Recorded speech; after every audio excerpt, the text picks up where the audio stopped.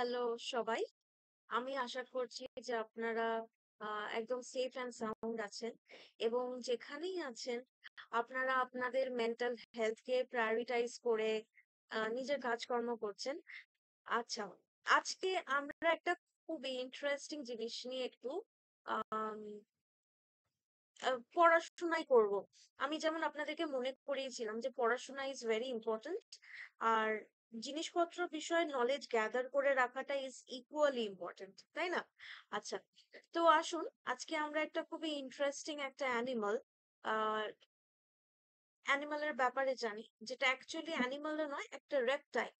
Reptile মানে হচ্ছে যেরকম ধরুন গিরগিটি বা লিজার্ডস বা ধরুন এই ক্রোকোডাইলস বা স্নেকস। আজকে আমরা একটু স্নেকস এর ব্যাপারে জানবো। আচ্ছা, এবারে ক্রোকোডাইলের ব্যাপারে বলি। ক্রোকোডাইল আর বার্ডস কিন্তু একই স্পিসিস থেকে এসেছে, এটা আপনারা জানেন তো? এটা খুবই ইন্টারেস্টিং একটা ফ্যাক্ট, তাই না? Stay tune for more. কিন্তু আমরা একটু স্নেকস এর ব্যাপারে ডেফিনেটলি জানি। আচ্ছা, তো আমি আরেকটা কথা বলি যে আমরা তার সাথে কিন্তু একটু ইংলিশটাও শিখবো, স্নেক্স এর ব্যাপারেও জানবো, তার সাথে ইংলিশটাও শিখবো। আচ্ছা, জেনারেল ফ্যাক্টস, ঠিক আছে? স্নেকস দের কোনো আইলিডস নেই। No eyelids. Snakes do not have eyelids. Instead, they have a transparent scale, যেটাকে বলা হয় spectacle, that covers their eyes. আচ্ছা, snakes do not have eyelids এই কথাটার মানেটা হচ্ছে যে চোখের চোখের পাতাটাকে আইলিড বলা হয়, ঠিক আছে? স্নেকস দের এটা নেই, ঠিক আছে? এবং আহ এদের একটা ট্রান্সপারেন্ট স্কেল থাকে। ট্রান্সপারেন্ট স্কেল মানে পাতলা ফিনফিনে একটা টিস্যু, একটা লেয়ারের মতো। মানে আমরা যেরকম ধরুন কন্টাক্ট লেন্স পরি ঠিক সেরকমই, যেটাকে স্পেকটাকেলও বলা হয়, সেটা তাদের চোখকে কভার করে, ঠিক আছে? No external ears. আচ্ছা, এক্সটার্নাল কথাটার মানে হচ্ছে বাইরের, ইন্টারনাল কথাটার মানে হচ্ছে ভিতর দিকে, বাইরের দিকে, ভিতর দিকে, ঠিক আছে? আচ্ছা, snakes do not have ear openings but can sense vibrations through the ground. Snakes দের কানের কোনো ওপেনিং নেই, কিন্তু এরা কিন্তু ভাইব্রেশন শুনতে পারে মেঝের মধ্যে দিয়ে। যেরকম কি ধরুন আমি বলছি, একটা ধরুন আপনি একটা জলাশয়ের আশেপাশে আছেন এবং এই স্নেকটা ধরুন জলের আশেপাশে আছে, এবং আপনি যেভাবে হাঁটাচলা করছেন সেই ভাইব্রেশনটা স্নেকটা শুনতে পাচ্ছে, ঠিক আছে? এবং সেটা ওটার কানে যাচ্ছে এবং ওই ভাইব্রেশনটাও কিন্তু পিক আপ করছে। এটা কিন্তু হয়, ঠিক আছে? আচ্ছা, ফ্লেক্সিবল জস। জস মানে হচ্ছে এই জায়গাটা আমাদের এই যে লোয়ার যে এবং মানে এই যে দাঁতের যে বোনস গুলো, এগুলো এগুলোকে বলে জস, ঠিক আছে? আচ্ছা, their jaws are not fused, allowing them to swallow prey much larger than their head, ঠিক আছে? স্নেকস দের ব্যাপারে আরেকটা কথা বলি। Snakes shed their skin. আচ্ছা, এই শেড কথাটা খুব ইন্টারেস্টিং। হ্যাঁ, শেড ওয়ার্ডটা ইজ ভেরি ইন্টারেস্টিং, আপনারা একটু শুনুন। শেড ওয়ার্ডটা হচ্ছে SHED। ইউজুয়ালি আমরা ওইটাকেই বলি, যে তার মানে হচ্ছে যে আহ যেটাকে আমরা ছেড়ে দিই, ঠিক আছে? যেরকম কি ধরুন আমি বললাম যে she has shed a lot of her habits। আহ যেরকম কি ধরুন ধরুন আপনি আপনার একটা বন্ধুকে অন্য আরেক বন্ধুর ব্যাপারে বলছেন, তখন আপনি বললেন যে that friend of mine has shed a lot of habits, ঠিক আছে? আচ্ছা, এবারের ব্যাপারটা হচ্ছে গিয়ে যে এই যে শেড কথাটা, সেটা কিন্তু অনেক ভাবে হয়। যেরকম কি বলে যে ক্যাকটাসেস, ক্যাকটাসেস নয়, ক্যাকটাই, ঠিক আছে? আচ্ছা, ক্যাকটাস যে গাছগুলো সেগুলো ওদের লিভস গুলোকে শেড করে দেয় জলটাকে রিটেইন করার জন্য, ঠিক আছে? তো ক্যাকটাস যখন নিজের লিভস গুলোকে শেড করে দেয়, ছেড়ে দেয় জলটাকে রিটেইন করার জন্য, সেটাকে তার মানে হচ্ছে পাতাগুলোকে ঝরিয়ে ফেলে, পাতাগুলোকে ওরা আর হতে দেয় না, ঠিক আছে? আরেকটা বলি যে আহ, এই এই যে এই জিনিসটা, যে ধরুন আমি বললাম যে the uh, the autumn sheds a lot of leaves, মানে ওই যে হিন্দিতে যেটাকে পাতঝড় বলে, বা ধরুন আমি বলছি যে যেটাকে হিন্দিতে মানে বাংলাতে অনেক সময় পাতা ঝরার ওয়েদারও বলে, সেইটাই। ঠিক আছে, আচ্ছা। আরেকটা জিনিস আমি বলি যে শেড কথাটা আরেকটু অন্যরকম ভাবে ইউজ হয়, যে we are shedding light on the results, মানে সে এই কথাটার মানেটা হচ্ছে লাইটটাকে আমরা রেজাল্টের উপর ফোকাস করব। ঠিক আছে, we are shedding lights on the results. আচ্ছা, এবারে আমরা কিছু কিছু বিষয় নিয়ে একটু আলোচনা করি। যেরকম কি সবসময় আপনি যদি ভাবেন যে আচ্ছা এই ওয়ার্ডটার এই মানে, সেটা কিন্তু হয় না।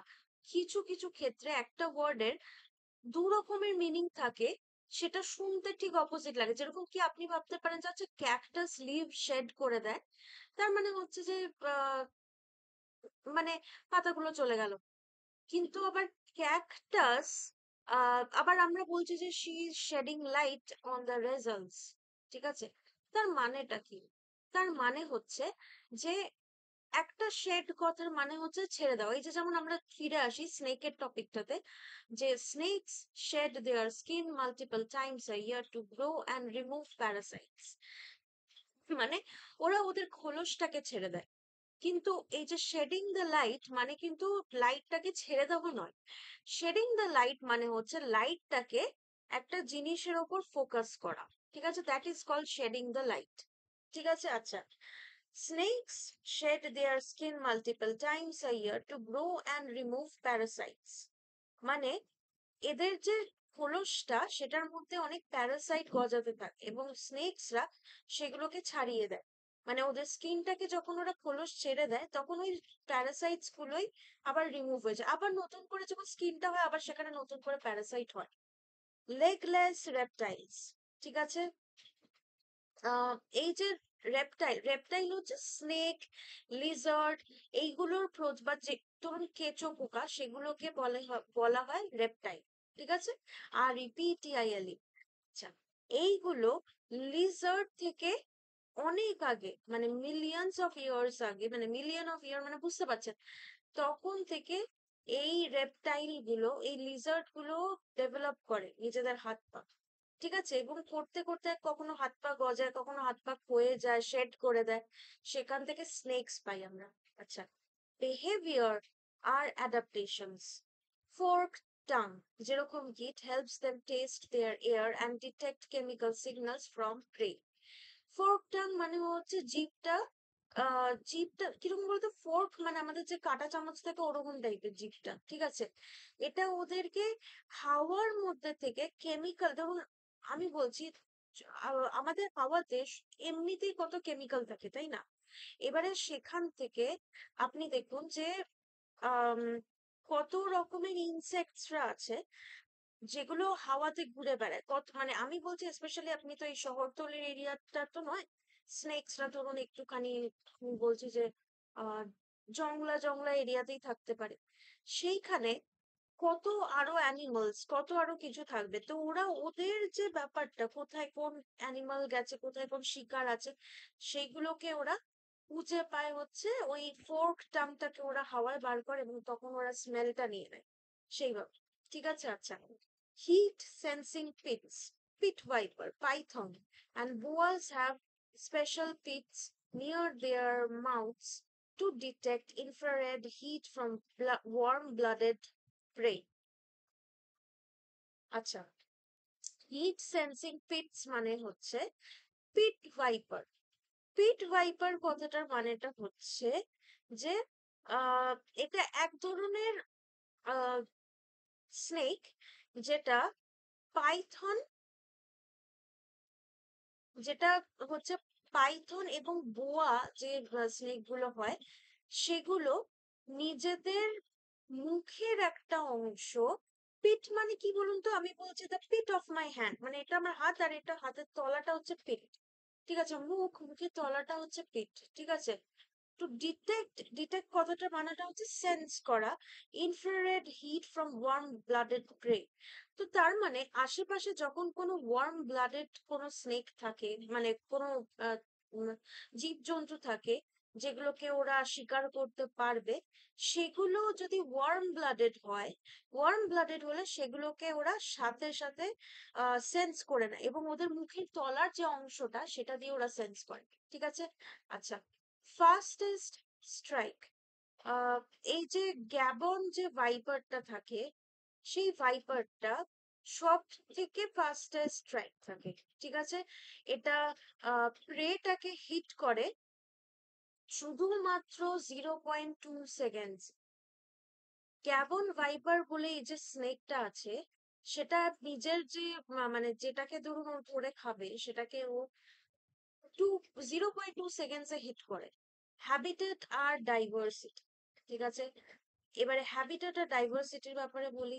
আহ স্নেকসদের 3,900টা স্পিসিস আছে। এটাকে একটু ইংলিশে বলতে হলে হবে 3,900 স্পিসিস। স্পিসিস মানে প্রজাতি, জাতি, এইগুলো অনেক বড় বড় ডেফিনেশন আছে। আমরা যেরকম বলি না এটা না ওটার একটা জাত, এটা ওটার একটা শুধু ওই একটা ডেফিনেশন না, অনেক বেশি ডেফিনেশন থাকে। ঠিক আছে। আচ্ছা, এবারে হচ্ছে আহ এরা অ্যান্টার্কটিকা ছাড়া সমস্ত জায়গায় থাকে। শুধুমাত্র অ্যান্টার্কটিকায় স্নেক পাওয়া যায় না, তাছাড়া সমস্ত জায়গায় স্নেক পাওয়া যায়। ঠিক আছে। আচ্ছা, লংগেস্ট স্নেক রেটিকুলেটেড পাইথন। যে রেটিকুলেটেড পাইথন যেটা হয় সেটা 30 ফিট, মানে 9 মিটার লং, মানে 9 মিটার লং, মানে সাংঘাতিক। হ্যাঁ।